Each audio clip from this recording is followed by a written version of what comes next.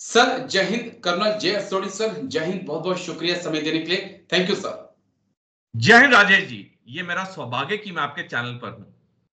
Thank you sir, आपने समय दिया क्योंकि एक ऐसा मुद्दा था जिस पर मुझे लगा कि आपसे बेहतर तरीके से कोई मुझे और मेरे दर्शकों को नहीं समझा पाएगा। सर मैं भारत को लेकर पहले अपना पॉइंट ऑफ व्यू क्लियर कर दूं कि अग्निवीर स्कीम लाने के बाद से मुझे ऐसा लगता है कि भारत अपनी सेना की संख्या, सैनिकों की जो संख्या है उसे कम कर रहा है। हम 12 लाख से लगभग 10 लाख आर्मी तक आ रहे हैं। मेरा मेरा पर्सनल व्यू है, हो सकता है कि मैं गलत हूं, आप ठीक कर दीजिएगा। दूसरा, मुझे लगता है कि एक एक्सपीरियंस सोल्जर जो है वो बहुत मैटर करता है एक यंग ब्लड की बजाय। यंग ब्लड को एक्सपीरियंस में बदलना चाहिए और बदलते देखना चाहिए। अब रूस को लेकर जो खबर सामने आ रही है सर, वो बेहद चौंकाने वाली है। व्लादिमीर पुतिन ने ऐलान किया है कि वो कम से कम 12 लाख की आर्मी अपने पास रखेंगे। पुतिन का प्लान तो सर 15 लाख की आर्मी रखने का है। अब कहा जा रहा है कि 1,60,000 सैनिकों की भर्ती और की जाएगी और रिजर्व और एक्टिवेट सैनिकों को मिलाकर लगभग 23,90,000 सैनिक जो है वो पुतिन रखना चाहते हैं, जिसमें 15 लाख जो है वो एक्टिव सेना में हो।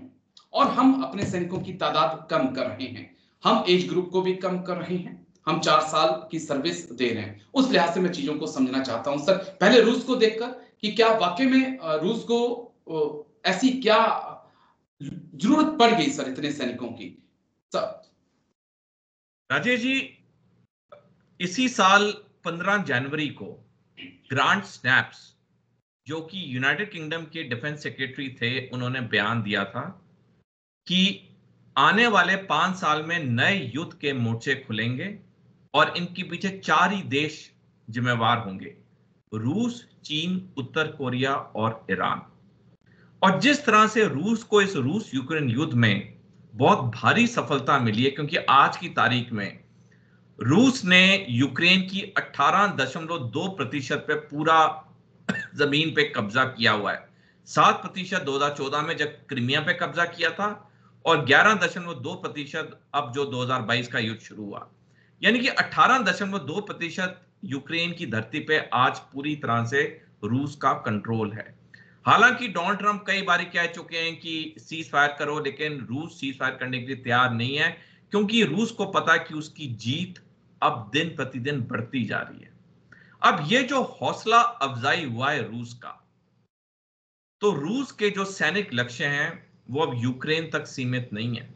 जी, अब रूस अपने सैनिक लक्ष्यों को बढ़ाएगा आने वाले समय में, जैसे ग्रांट स्नैप्स ने बयान दिया, जिसकी मैंने वर्णन अभी कुछ समय पहले किया।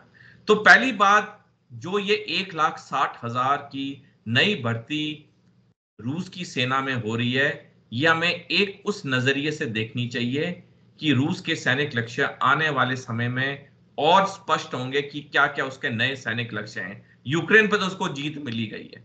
ओके। दूसरी चीज, जो ये अब सैनिकों की इतनी भारी तादाद में इंक्रीज हो रहा है, ये इसलिए हो रहा है कि रूस ने जो अपने सैनिक खोए हैं यूक्रेन युद्ध में, एक तो उसकी जो पूर्ति है वो पूर्ति होगी, प्लस इन सैनिकों को ट्रेन किया जाएगा ताकि जब भी कुछ साल के बाद रूस अपने नए सैनिक लक्ष्यों की तरफ अग्रसर होगा, तो ये ट्रेंड सैनिक होंगे जो कि रूस के लिए मदद आएंगे।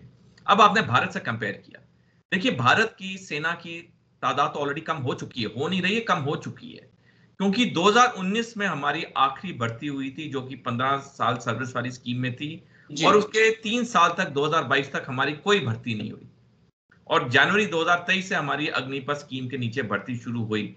यानी कि हमारा 3 साल का जो एक वॉइड है, वो गैप अभी तक पूरा नहीं हुआ है।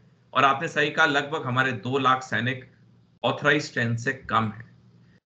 आपने जो दूसरी बात बोली, एक्सपीरियंस सैनिक, मैं आपके शो पे कई बार बोल चुका हूं कि देखिए ये युद्ध जो होता है, ये बहुत एक गंभीर मसला होता है, और इस गंभीर मसले के लिए जितना एक्सपीरियंस सैनिक होगा, उतना वो युद्ध में अच्छा प्रदर्शन दे पाएगा।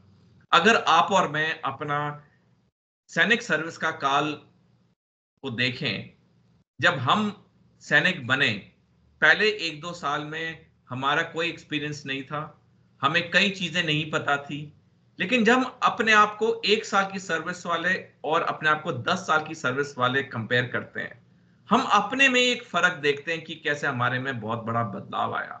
राजू जी, किसी सैनिक को पूरी तरह से ट्रेंड होने के लिए युद्ध के माहौल के लिए 8 से 10 साल लगते हैं, क्योंकि जो युद्ध का माहौल होता है वो शांति के माहौल से बिल्कुल विपरीत होता है, और युद्ध के माहौल में जितना सैनिक एक्सपीरियंस होगा उतना वो अच्छा प्रदर्शन दे पाएगा।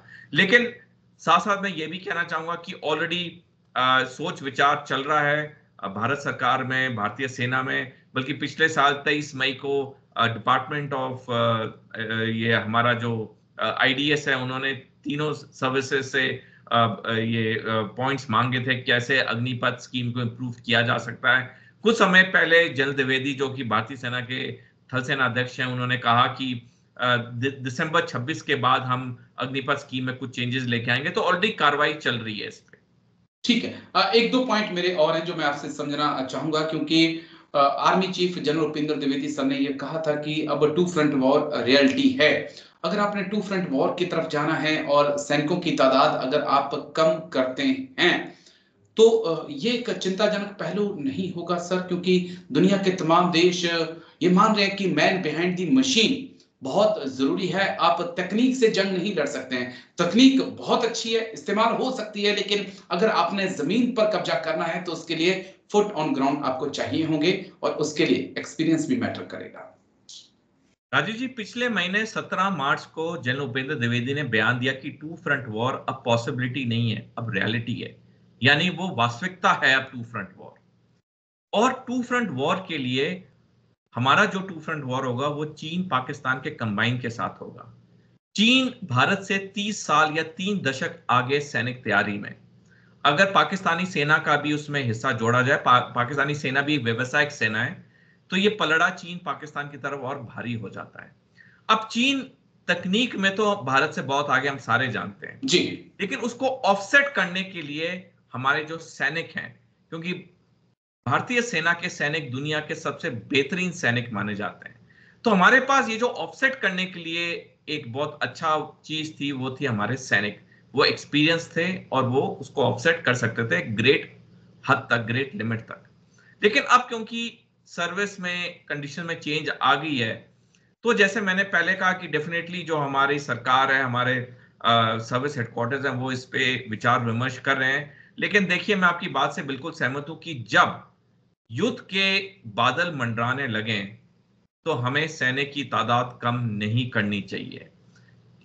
सुन जू जो कि एक बहुत प्रसिद्ध चीन के मिलिट्री स्ट्रेटेजिस्ट थे और वो शताब्दियों पहले थे, उन्होंने कहा था कि अगर युद्ध का 1% चांस भी हो तो हमें 100% तैयार होना चाहिए।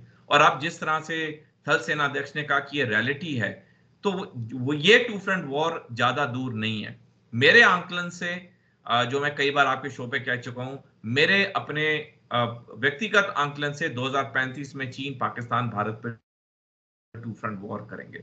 तो इस वक्त हमें अपनी जो डेफिशिएंसी है सैनिकों की, उसे पूरी करनी होगी। जिस तरह से रूस अपने सैनिकों की तादाद बढ़ा रहा है, हमें भी अपनी तादाद बढ़ानी चाहिए, क्योंकि एक सैनिक को ट्रेन करने के लिए सिर्फ वो 6 या 9 महीने की रेजिमेंटल सेंटर में ट्रेनिंग नहीं होती है।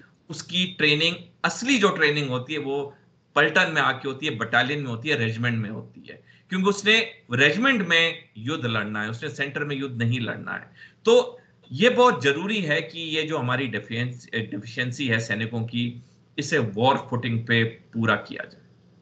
चलिए, उम्मीद करते हैं कि ऐसा होगा और जरूर होगा, और जल्दी ही, जैसा आपने भी कहा, हम भी ये उम्मीद करते हैं कि अग्निवीर स्कीम में एक बड़ा बदलाव जो है भारत सरकार लाएगी, बड़ा फैसला लेगी, बड़ा दिल दिखाएगी। लेकिन शुक्रिया, बहुत बहुत शुक्रिया कर्नल जय सोढ़ी सर, आप आए और इस संगीन मुद्दे पे आपने बात रखी। थैंक यू सर, जय हिंद। Thank you sir.